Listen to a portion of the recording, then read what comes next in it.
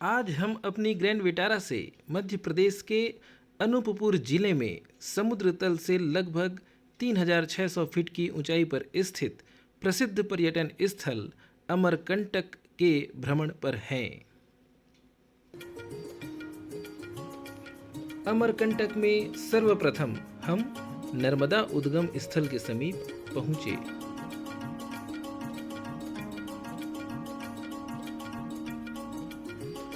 शाम के समय मंदिर में भीड़ थोड़ी कम थी।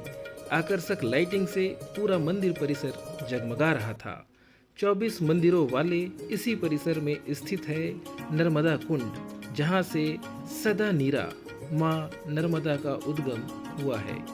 अमरकंटक का कोटि तीर्थ के नाम से वर्णन स्कंद पुराण में मिलता है, जिसका अर्थ है कि करोड़ों तीर्थों के बराबर एक तीर्थ, कोटि तीर्थ अर्थात नर्मदा उद्गम कुंड एवं नर्मदा मंदिर।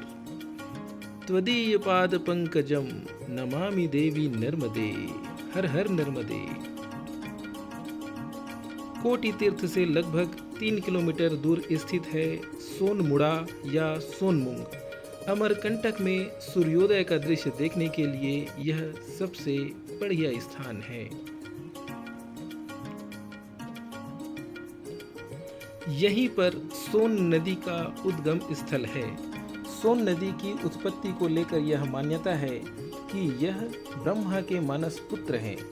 ब्रह्मा के तप के फलस्वरूप उनके बाएं आँख से सोम तथा दाएं आँख से भद्र अश्रुधारा के रूप में निकले थे, जिन्हें सोनभद्र भी कहा जाता है।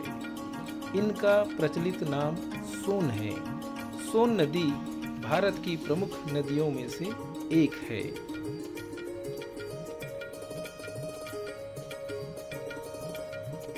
सोनमुंग से 1 किलोमीटर आगे स्थित है माई की बगिया। कहा जाता है कि यह स्थल मां नर्मदा की क्रीड़ा स्थली है। मां नर्मदा अपनी सहेली गुलब कावली के साथ यहाँ क्रीड़ा करती है। नर्मदा उद्गम स्थल से लगभग 6 किलोमीटर दूर स्थित है कपिल धारा।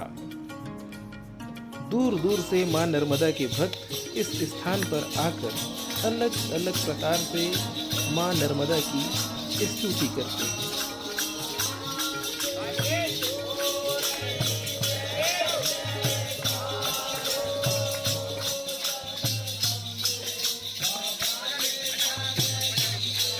अमरकंटक इस बात के लिए भी प्रसिद्ध है कि यहाँ के जंगलों में प्रचुर मात्रा में जड़ी बूटी पाई जाती है।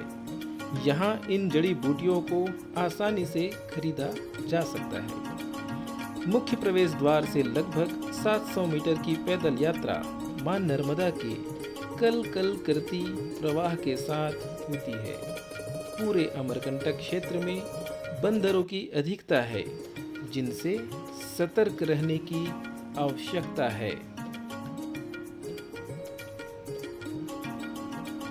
यह स्थान अपने प्राकृतिक सौंदर्य के लिए तो प्रसिद्ध है ही, आध्यात्मिक ऊर्जा की दृष्टि से भी महत्व रखता है। यहाँ प्राचीन काल में ऋषि मुनि साधना करते थे। यह ऋषि कपिल मुनि का तप स्थल है।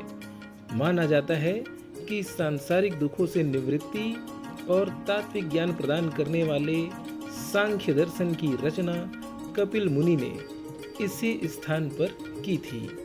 उन्हीं के नाम पर इस स्थान पर बनने वाले जलप्रपात का नाम कपिल धारा पड़ा है।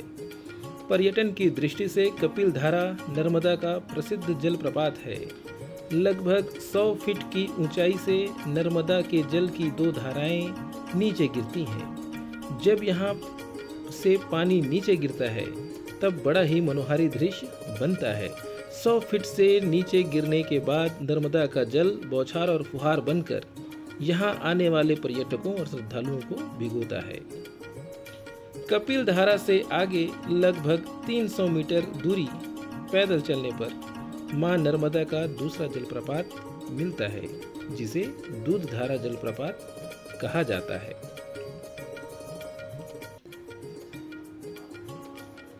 कपिल धारा से दूध धारा जाने के लिए माँ नर्मदा के किनारे हरे भरे और घने जंगल के बीच से पतली सी पगडंडी से सावधानी पूर्वक जाना पड़ता है।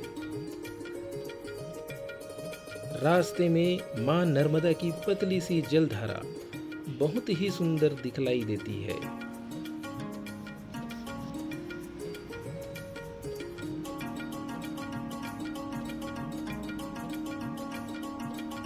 माँ नर्मदा की जलधारा लगभग 10 फीट की ऊंचाई से गिरकर एक छोटा सा जलप्रपात बनाती है। यहाँ साल भर श्रद्धालुओं का आना लगा रहता है। श्रद्धालु यहाँ पुण्य स्नान करने आते हैं।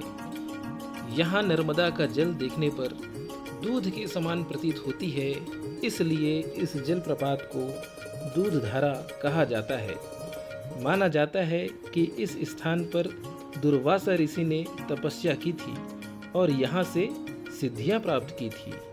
उन्हीं के नाम पर इस स्थान को दुर्वासा धारा के नाम से भी जाना जाता है। रमणीय प्राकृतिक छटाओं से भरपूर अमरकंटक में पर्यटक अपनी छुट्टियां बिताने अपने परिवार तथा मित्रों के साथ आते हैं और धार्मिक प्राकृतिक नज़ारों का आनंद लेते हैं।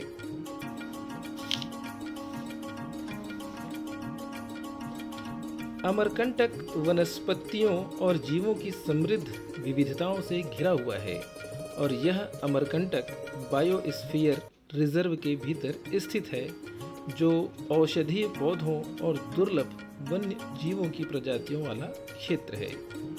अमरकंटक के घने जंगलों में विविध पारिस्थितिक तंत्र और प्राचीन जनजातियां निवास करती है। अमरकंटक में हमने रात्रि विश्राम जैन सर्वोदय धर्मशाला में किया। यहाँ रुकने, खाने पीने तथा पार्किंग की अच्छी व्यवस्था है। हर हर नर्मदे, जय मां नर्मदे।